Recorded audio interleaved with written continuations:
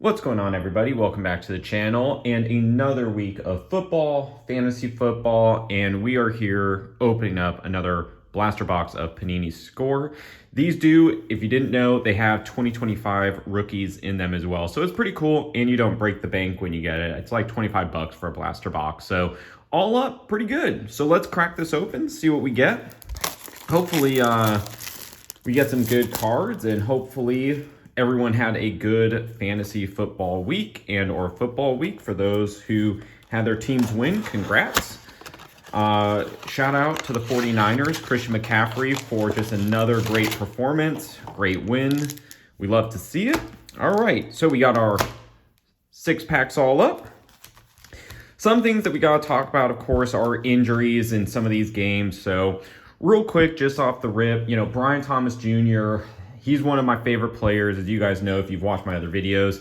Love Brian Thomas Jr. He apparently has a shoulder injury, so that's a bummer, but it does give players like Parker Washington, Diami Brown a little more opportunity to get involved in the offense, and again, possibly some potential fantasy value. So if you're hurting for a wide receiver, might not be a bad idea to take a look at either one of those two.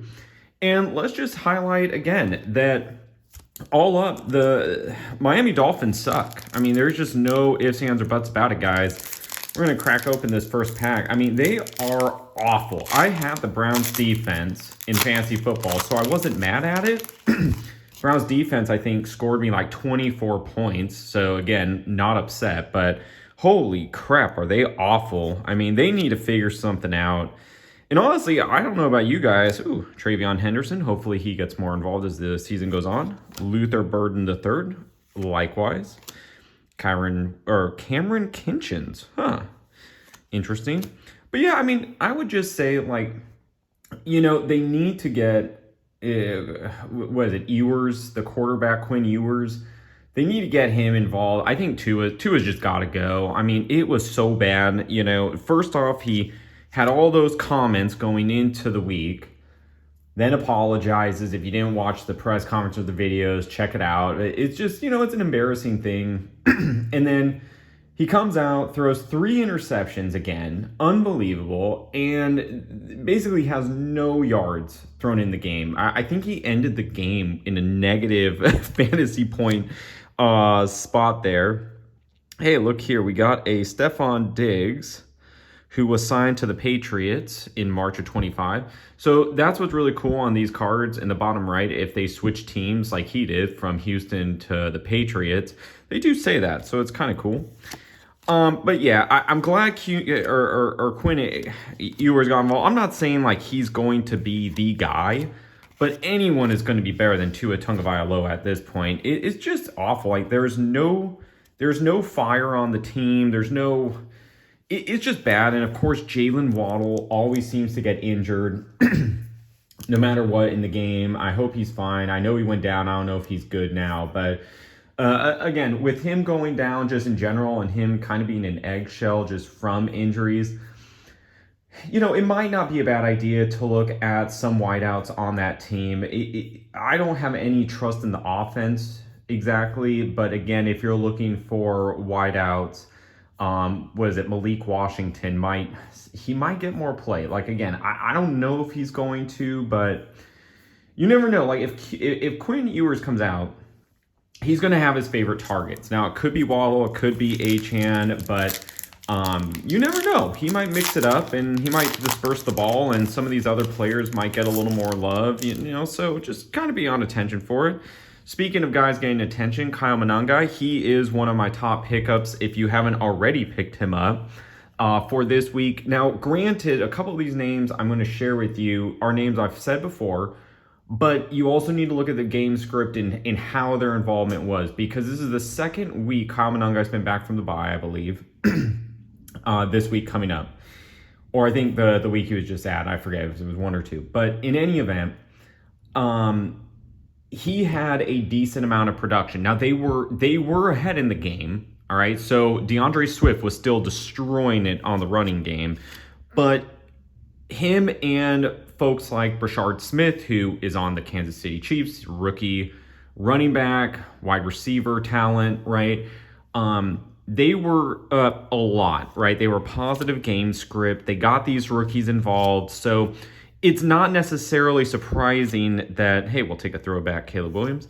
It's not necessarily surprising that they had the additional involvement, not just because of the bye week, getting more strategic with what they're going to do, get the rookies more involved, right? Some of the stuff we've seen before, but just in general, like, it's kind of one of those things. Like, if you pick them up, I wouldn't expect the moon exactly, but if you're looking for a flex position, I don't think either of them are bad, because prior to this big game of Kyle Monangai, he was still accruing some action in the game, still getting a few points. I think it was always like 3 to 5 points. Likewise with Brashard Smith, he would have like 3 to 4 targets, I think, over the last 3 or so games. And he caught them, and, he had some runs, so it was good. So again, 2 running back pickups, I think, should be atop the list. If you don't have Jaden Blue, again, stash him. It was the same thing. Cowboys were up 1 billion points. Hope Jane Daniels feels better, but they were up 1 billion points. Jaden Blue's the second back to Javonte Williams. So, Javonte had a great game. Jaden got a little bit more involved. So, again, it's something we're going to see as the season goes on. Some of these guys, these second backs to the first primary back, should get additional work. And if the primary back goes down, it kind of goes without saying these guys are going to be valuable.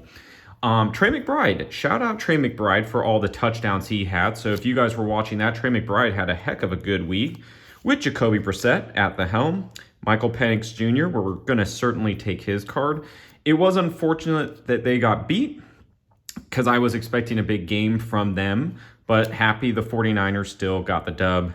Christian Watson, he came back from IR, guys. So if you're needing a wideout, keep an eye on Christian Watson if he is available. It's not, again, the worst idea to have a dart throw. The truth is, the Packers have always sprayed the ball around anyway. It doesn't seem like there's a clear number one. But when Christian Watson was playing, he got a lot of play. He was a touchdown magnet. He's a great wide receiver and insanely fast. But he is injury prone. If you look at his injury history, a lot of things. So it could be one of those scenarios where he catches a couple bombs in the game, maybe not a touchdown. But at the same point, if he goes out with a hammy injury or something like that, well, you kind of know he's got that history. Rome Odunze didn't have a great week, but he's going to bounce back. Not worried. Ricky Pearsall, he was not playing. Hopefully he is back soon. Alexander Madison, Sean Gary, Jahmyr Gibbs. What an amazing player Gibbs is. Just unbelievable. If you guys watch Monday night's game, he is just so fast. It's unbelievable. But likewise, it was a weird game last night, with Gibbs, and, their offense had a lot of power, but it didn't seem like I felt like they should have scored more points. Like, I'm going to be honest, I had them scoring probably like 35 points. It didn't happen, but still exciting win. We got Mike Green here. Got another Jordan James rookie card here. Tez Johnson, someone I'm really excited at. So basically, again, if you're looking for a wide receiver, just something to be mindful of. Mike Evans went out, broken collarbone. It was a nasty fall. You could almost argue he caught the ball, but he goes out, breaks the collarbone. Now, Chris Godwin, I believe, is still out. So when Chris Godwin comes back, just so you all know, Tez Johnson's production may fluctuate once that happens. Likewise, Cade Otton. But obviously, when Mike Evans went out, Baker Mayfield needs targets. Bucky Irving's going to be coming back soon. So targets in the play are going to change a little bit. Sterling Shepard obviously involved, so Emeka is still there. So just a name to be on the lookout for. Tez Johnson, he looked great, so you never know. I will likely try and pick him up. I'm pretty much done with Alec Iomanner with the Titans, because when Calvin Ridley went down and they got a new offensive coordinator, I believe it was either an OC or head coach, whatever it was. Head coach went out. He got fired. Guy steps in. I was expecting to see a little bit more of Alec Iomanner involvement. It didn't really happen, but DK on the Titans did get a lot of interactions. So again, I'm not saying the Titans offense is lighting it up, similar to Miami. Both offenses aren't that great. But if you're looking for a flex or you're just dying at one of these positions, because of these injuries and some of the shifts in personnel, we might get a little more action from some of these other players. So this is sick. We got an Earl Campbell, Hall of Fame. We'll take him. Brandon Aubrey, amazing. We got this gold, what is it? Jeffrey Simmons to 799. It's pretty cool. Probably not the most sought after card in the world, being out of 799 versus, like 300 or something. But it's still pretty cool. So we will take him, defensive tackle for the Titans. Pretty happy with that. Got a Hunter Henry. Trey Hendrickson, of course. Van Ginkel, TJ Watt, Josh Downs. My goodness. I tell you guys, if you guys didn't watch the Chargers versus the Colts, man, Colts are so good. Jonathan Taylor is just a monster.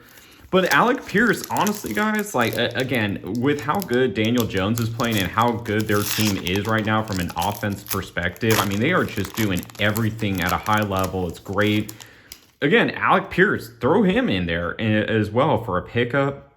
If Josh Downs isn't available, but Alec Pierce is, hey, Alec Pierce is not a bad gig in this scenario, because he gets downfield. Daniel Jones has been throwing the ball great. He launches it. I think was it Alec Pierce, I think he had that was like 4 for 98 or something like that. No touchdown, but still, from a flex position or just in general from a wideout, you'd take that all the day. You would not be upset at it. So just be on the lookout. Ooh, another Hall of Famer with Barry Sanders. Happy about that.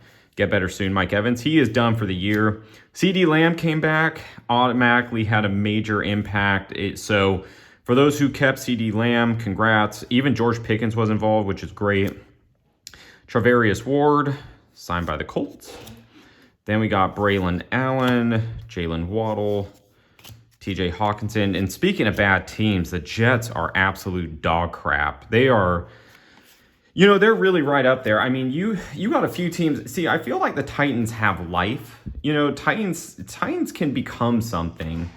But I'll tell you, the Jets and Miami, it's just brutal seeing these teams play.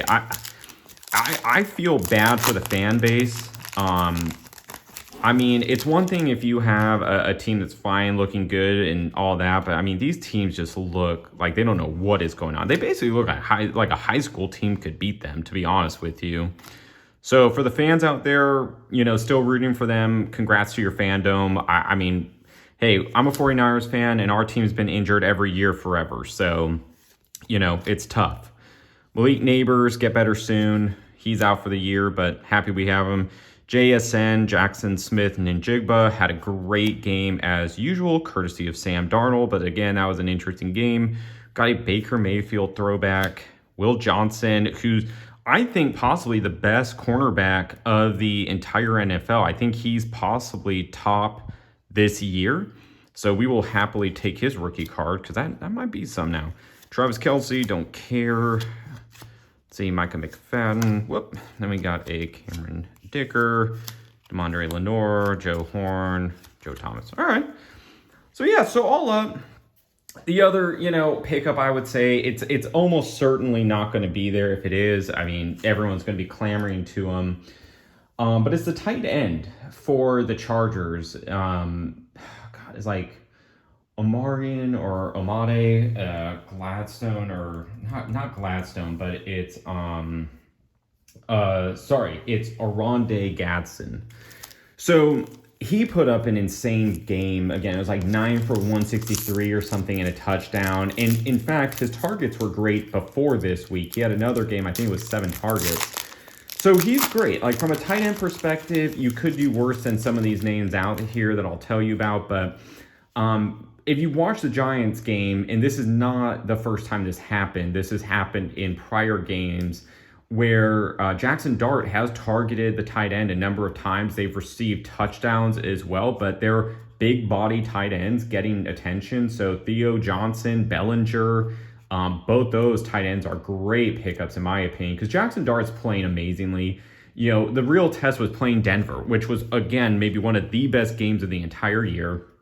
Unbelievable that Denver was able to come back. I had Bo Nix, so I wasn't upset about the fantasy production. He alone scored me like 40-something points, so I was very happy about that. I would have won regardless, but I was very happy about that. But Jackson Dart still put up like 28 points fantasy, which was disgusting. You know, one of them was a bad interception, like whatever. But with that, he would have scored, without it, he would have scored about like 30 or so points, right? And that was a game he didn't even rush in because the Denver defense was so good. A lot of people sat Dart, myself included. I have him on my bench now, but he will likely be starting. But I always, you know, fluctuate between who's going to start, who's not, right?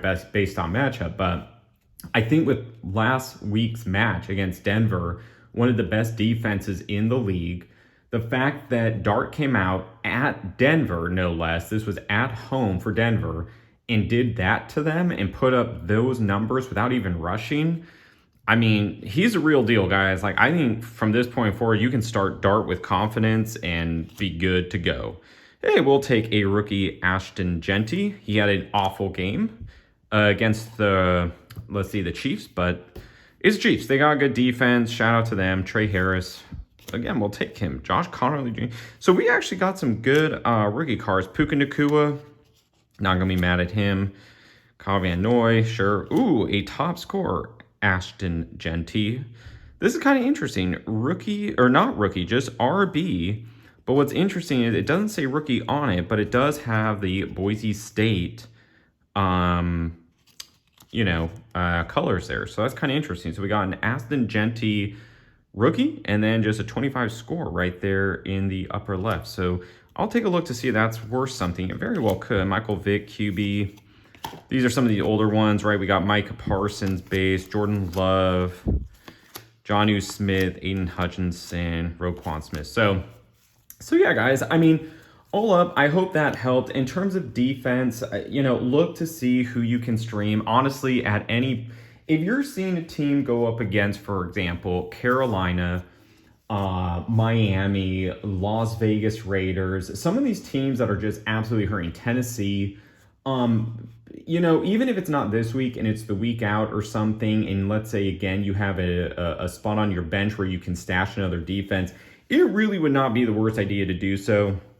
I mean, I was happy with the Browns destroying Miami. Again, they scored 20-something points, but I'm pretty sure if you look back at the teams that have faced off against those and you pick up the defense, they've done pretty well. So I've said it in the videos before, but take a look at the bye weeks coming up, the current matchups, and whether or not you may want to stash a talented running back, wide receiver, tight end, defense, whatever it is, because again, if your main person has a stretch of games where they're going up against top defenses for the position and you need to pivot, there are decent options out there that are blossoming, right? Again, it's not maybe going to be a slam dunk, but at least you have the backup strength ready to, slot in case, for example, an injury happens midweek, or you're just trying to, have a dart throw at one of these other guys. Like, for example, when Nico Collins went out last night, I think it possibly was concussion, but I wasn't 100% sure. He had a bad fall on the ground after contact, but that being said, like Higgins, right? I believe it's Jaden Higgins, rookie wideout for the Texans. Again, I saw the game. The Texans could not get anything going offensively, but at the same point, they were playing the Seahawks at home. Very difficult stadium to play in. The team itself has an elite defense and a really, really strong offense. So it was going to be tough for the Texans regardless. Shout out Woody Marks, though, for making that awesome touchdown at the end and for being continuously involved. It was really good to see. I'm glad Houston is putting some trust in Woody Marks and not just Nick Chubb. But, again, just be mindful. Like, there were a number of injuries that came up. So if you had some of those players, look to see who the second or third wideout is or option is, because of those injuries, they will move up the chain. So take a look, see who is there, see who you can stash. But like I said, I hope you guys are going to have a great week, especially from a football perspective, fantasy football perspective. And I hope you enjoy this video. If you haven't already, like, comment, subscribe. We're a growing channel. We appreciate all the support, and we will catch you on the next one.